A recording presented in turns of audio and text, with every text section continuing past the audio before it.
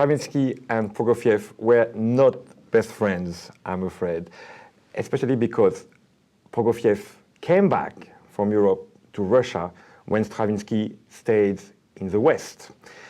And when Prokofiev came back to Russia, he wrote some pieces like Alexander Nevsky, for instance, for the movie, but also Cinderella, which was written, strangely enough, during the Second World War. And this is a very powerful ballet, which is unfortunately less well-known than Romeo and Juliet. And I don't see why, because the music is, as Romeo and Juliet, totally first class. And for this concert in Philadelphia, I edited my own suite of the ballet, which I called kind of romantic suite, because I really tried to privilege the most passionate and lyrical moment of the ballet, and trying also to follow the story of this ballet as much as I could. And I'm very happy with the result, which is, I think, very emotional. Now, Stravinsky, the Firebird, was famously written for the Ballet Russe and premiered there. And it is just a feast of colors. The orchestration is, if I may, quite French, because it uses a lot of amazing orchestration effects, but at the same time, it has melodies with Russian soul, and this is actually one of the most well-known pieces in the repertoire for a good reason. It's just a genius piece. In Cinderella, you have very clear moments that are iconic with the story, like, for instance, Midnight, when indeed you will hear 12 big bells sounds, and the sound of the clock playing by wood blocks, and just this totally panicking moment, which is the end of Act 2 in the ballet. That's a very special moment.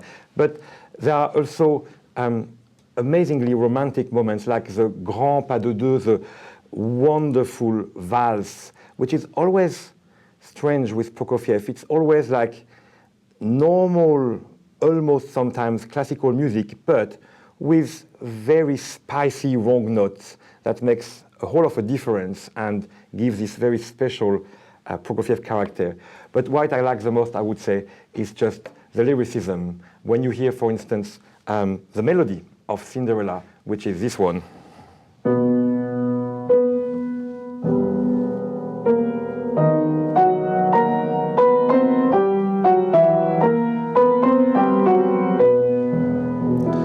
It's a very simple melody, but it has all the suffering of Cinderella in those dissonants.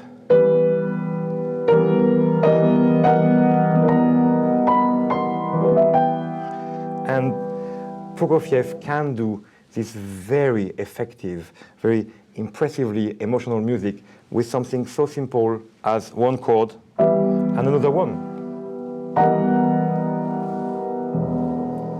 Cinderella is full of glorious moments like this one. What I adore about Firebird is the mix of very sophisticated orchestration, I would say Ravelian, really, finesse, with some melodies that seems to just be a hymn of Russia. And one of the most famous one is the wonderful awakening at the end of the piece, you know, this amazing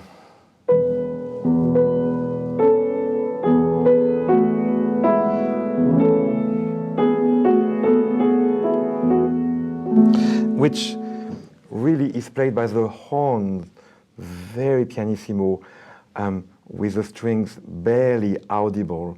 And it's one of the moments, you know, that raise your hair and that I know here will be very special.